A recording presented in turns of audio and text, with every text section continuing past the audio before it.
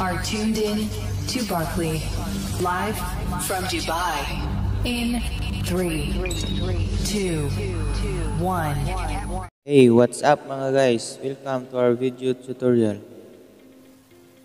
Our vlog for today is all about the issue for the starter relay of the Mio Soul i125.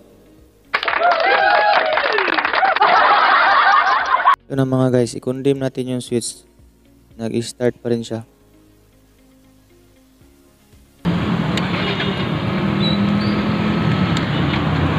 Ngayon mga guys, i-convert na lang natin itong wiring ng starter switch kasi tinanggal ko na yung switch at saka pinalitan na ng bagong relay. Nag-i-start pa rin. Kasi mga guys, ang problema po nito mga guys ay hindi sa relay, hindi sa switch. Ang problema ay nandun sa loob talaga ng motorcycle na wiring. Tinester ko mga guys, naka-trigger na yung kuryente niya mga guys.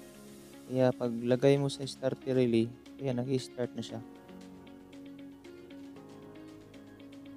Kaya ngayon mga guys, i-convert na natin yung starter relay, ilipat na natin yung wire. Tayo na ang gagawa ng wiring papunta sa switch. Kasi pag babaklasin pa natin yung mga wiring, malaking trabaho na mga guys. Ngayon mga guys, ang kailangan po natin ngayon ay dalawang wire lang ang ilipat natin. At saka kung mahirapan kayo mga guys, tanggalin nyo na lang yung cover nyo. Mga guys, ano, 4 lang yung bolt yan kasi ako nahirapan ako pagtanggal yan.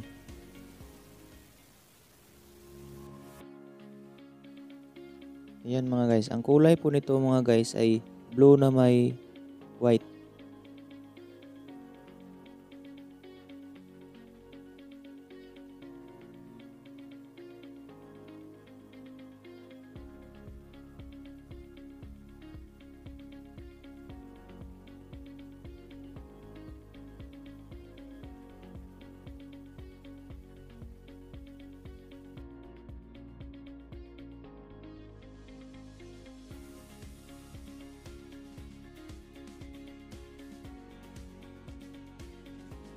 Ngayon, lagyan muna natin ng electrical tape mga guys, baka mag-ground.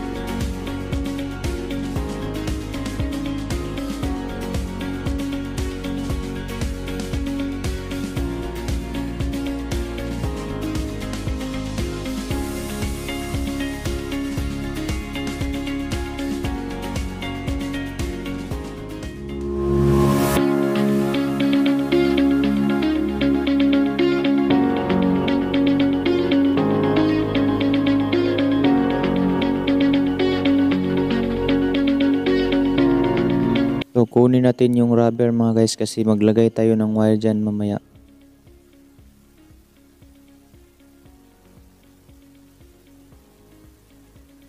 Saka ito, tanggalin natin mga guys kasi kukundim na natin yan.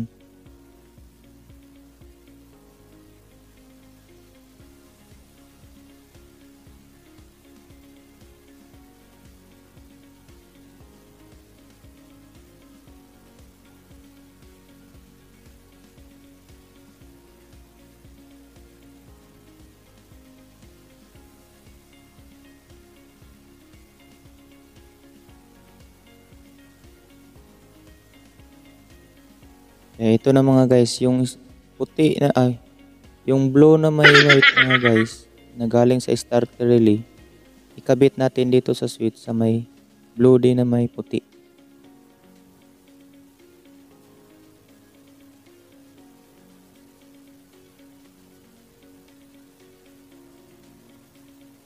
Kaya ginagawa natin yan mga guys kasi yung karugtong yan mga guys ay may problema yan sa loob. Kaya tayo na lang ang gagawa ng wire papunta sa relay. At saka yung itim mga guys na isang wire ay dugtungan natin ng wire papunta sa ground mga guys. Ngayon maghanap tayo ng wire na ground. Dito tayo kukuha ng ground mga guys. Dito sa block din. Para pag start natin ay mag-ano na siya ng ground. Kaya natin to ginagawa mga guys kasi kailangan natin ground ang papasok sa starter switch. Ground din ang lalabas papunta sa starter relay.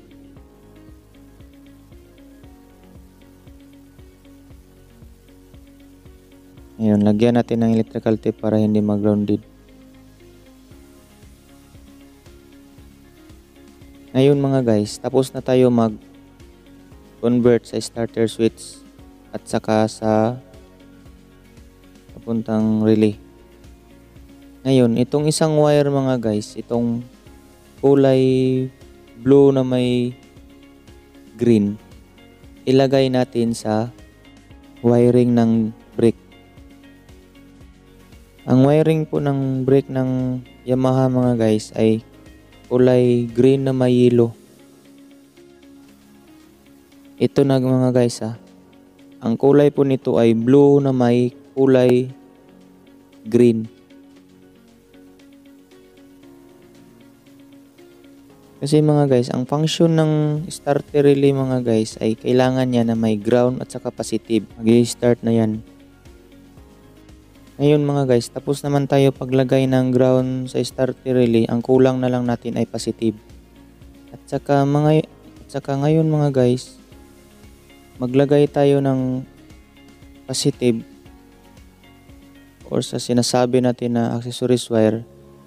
Ito ay ilagay natin doon sa may wiring ng brake para hindi siya nag-i-start kapag hindi natin ginagamitan ng brake.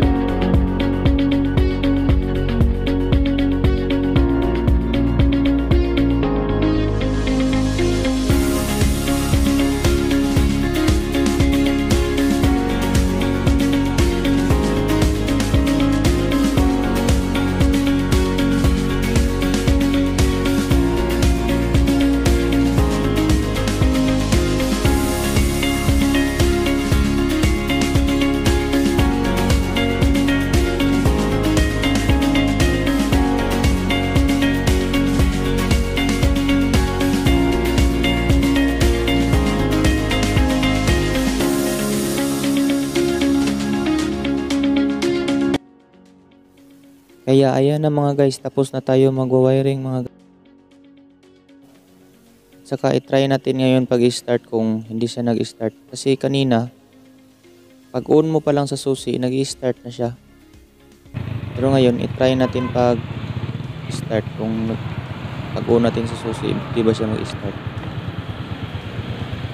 Kaya ayan na mga guys, so wala na siya nag-start. Kaya i-start natin na.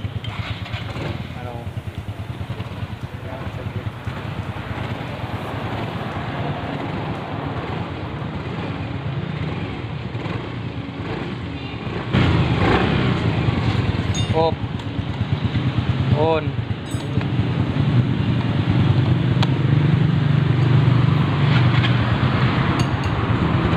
okay. Kung nagustuhan niyo ang aking video mga guys, paki-subscribe naman at paki-click ng notification bell para ma-update kayo na aking mga susunod na video.